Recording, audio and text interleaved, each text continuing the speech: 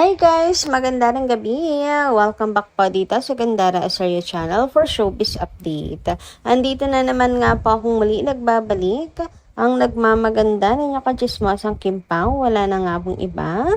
Ang lokaret na si Gandara Asario upang magatid sa inyo ng latest update and fresh happenings patungkol kina Kim Chiu and Paolo Avellino. And para nga sa gabi ito ang tatalakayin natin at pag-uusapan, syempre, ang nakaka-emosyonal na post ni Chinita Princess mga kakimpaw at ang pagbati po sa mama ni Paolo Avellino. Pero bago po ang lahat, sa mga hindi pa nakaka-subscribe sa ating channel, maaari lamang na pindutin po ninyo ang subscribe button at notification bell na nariyan po sa baba upang kayo po ay maging updated at ma-notify tuwing may bago tayong chika at balita hinggil sa Kimpao. Basta mga balita na may kinalaman kina Kim Chiu and Paolo Avellino, sagot na nga po natin yan. And nais din po pala natin magpasalamat sa atin pong mga subscribers na nakatutok parati sa atin pong daily updates sa pamamagitan ng pagbabasa ng kanilang komento upang mabigyan na rin po ng tinig ang kanilang mga reaksyon, opinion at saloobin. So narito nga po, shout out kay Madam Leoncia Talian. Magandang gabi po sa inyo. At ang sabi niya rito, I hope Kim and Pao should tell the truth na situation na lang ang relationship nila. For real lang lahat ng to. To make fans happy only. Sana si Kim na ang magsabi ang totoo to give herself a chance. If fans really love you, Kim, kahit sinong life partner mo, they will accept him as long as you are happy because your fans want you to be happy. Maybe Paolo is not ready for any commitment. So please, Kim, you are growing older. It's time for you to settle down. May chance ka pa. Don't wait for a person. For a person is not ready. Be strong to accept facts. Give yourself another chance. Or are you ready to remain single or to be like Chichin Gutierrez? Please, Kim, after ko decide na. Ayan ang comment ni Ma'am Leoncia Talian. Nagtataka lang ako, ma'am, para bang ikaw ay siguradong sigurado na ang lahat ng ito ay situational lamang ang relationship ng dalawa. Na ano lang sila, hindi totoo, real lang. Kasi, madam, sa inyo na rin ang galing na if once really love you, Kim, kahit sino ang partner mo, they will accept him as long as you are happy because your fans want you to be happy. Ang katanungan na lang, are you really a fan, Ma'am Leoncia Talian? Kasi parang kayo ata yung hindi happy para kay Kim. Ngayong nakita na niya, yung mahal niya, yung nagpapatibok ngayon sa puso niya, which is si Paolo Avellino, parang hindi kayo happy.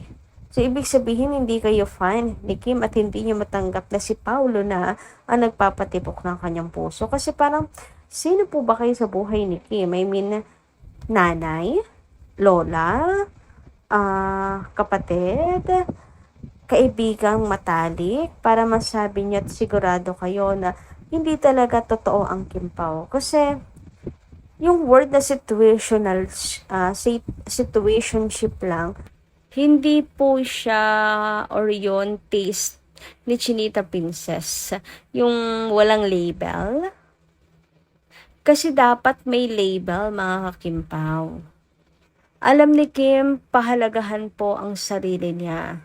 Alam po ni Kim ang halaga niya, ang worth niya, kaya hindi po siya papasok sa situationship, ganyan.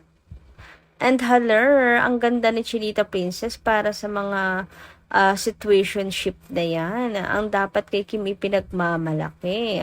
Katulad ngayon na talagang ang Kim Pao, ang relasyon nila ay bulgara na.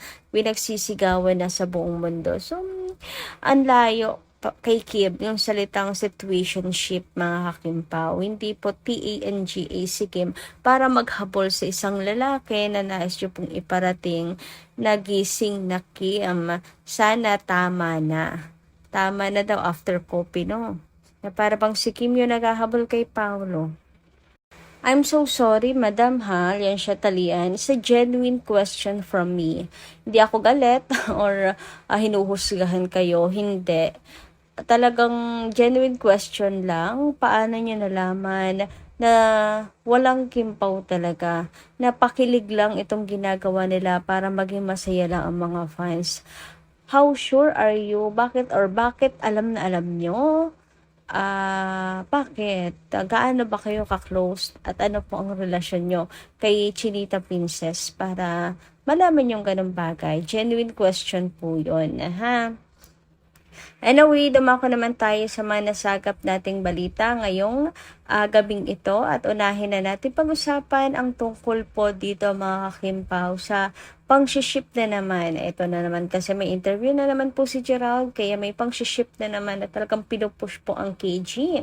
Sabi nga dito, with so many, who could be the leading man? Why is this one so hell-bent on pushing KG while using a KP profile pic and name?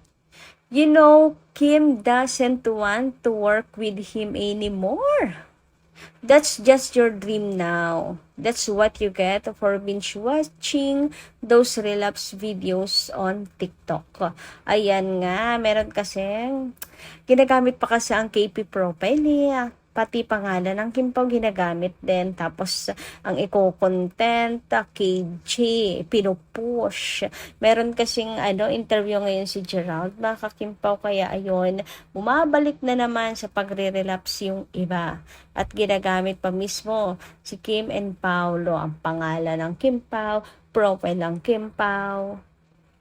Sa dinami-rami ng aktor na pwede niyong i-wish na makatrabaho ni Kim, bakit sa ex pa na ayaw na pong balikan ni Kim, na ayaw na po ni Kim pag-usapan pa nga mga kakimpaw?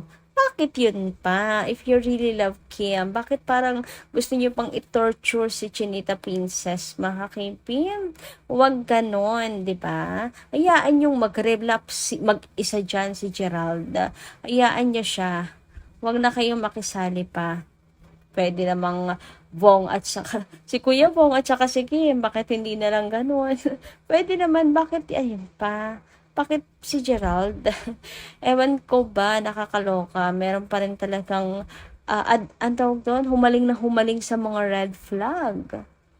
Tapos kapag nasaktan, daloko, iiyak-iyak, kasalanan naman nila, alam naman ng red flag, ay for the go pa rin. Tapos si Kim idadamay pa.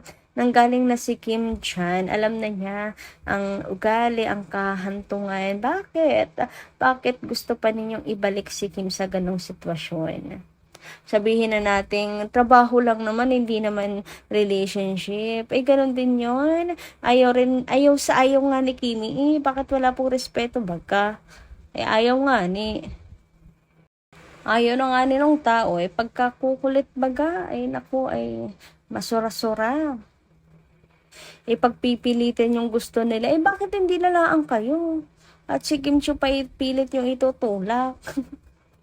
Maintindihan pa namin kung mag-wish kayo ng ibang katrabaho kasi darating naman sa point na gano'n na maghihiwalay ang Kim Pao dahil yan, show business, hindi naman bago yon. Pero wag naman kay Gerald, sus ko, Maria Jose Santa Barbara, oy. Anyway, lumako naman tayo mga kakimpaw dito po sa post ni Chinita Princess kung saan binati nga rin po ni Kim ang mama niya in heaven ng Happy Mother's Day. Ayan nga po yung flowers and syempre pic ng mama nila. And yung mami pala talaga nila yung kamukha nila, no? Kamukha ni JP. At saka ni Kim, yung mami nila, mga kakimpaw. Anyway, ayan ang post po ni Chinita Princess dito. Mama, thank you for teaching me the value of hard work, passion, and resilience. Growing up, I didn't fully understand why you wanted me to learn life so early. But now, I do. You were preparing me for the world. To be strong, tough, and never give up no matter how hard life gets. I saw I saw all your sacrifices, your strength, and your love, even in the quietest moments before you passed away. Everything I am today carries a piece of you. I love you, Mama. I miss you every single day. I am deeply grateful to be surrounded by great mamas who became my friends, family, and confidant. Happy Mother's Day to each every mamas around the world. Grabe. Nakaka-emotional naman talaga po ang post ni Chinita Princess, and ganun talaga po ang mga nanay. Tuturuan po talaga tayo hangga't maaga pa, mga ka-KP. Kaya naman, Happy Mother's Day po sa lahat ng mga nakikinig sa akin ngayon, mga seniors. Happy Mother's Day po sa inyo. Ayan, di ko man alam kung ano ang mga naisakripisyo nyo para sa inyong mga anak, pero sure ako na talagang sobrang mahal nyo po sila at walang makakapantay sa inyong pagmamahal sa inyong mga anak. And sa mother ni Kimi, ayan, maraming salamat po. Because of you, meron kaming Chinita Princess na hinahangaan ngayon. Ayan, Happy Mother's Day po sa inyo.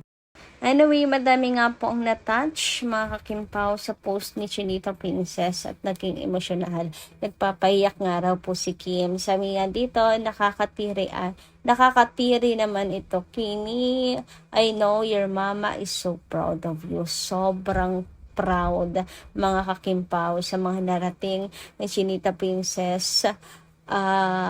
Pati ako nagiging emotional bigla. Wait lang. Ayan, sa mga narating ni Kim, 'di ba? Masyadong daming pinagdaanan ni Kim. Ayan, sobrang proud sigurado po ang mama niya sa kanya. Anyway, sabi naman dito, nakakatouch naman ang Mother's Day message ni Kimi para sa kanyang mama. Kahit nasa heaven na ito, ramdam na ramdam ang pagmamahal at pangungulila niya. Sending hugs to Kimi. Ay, pati talaga ako naiiyak na rin. Siguradong proud na proud sa kanya ang kanyang mama habang binabantayan siya mula sa langit. Hashtag Kim Pao, hashtag Chinita Princess, hashtag Kim Chu.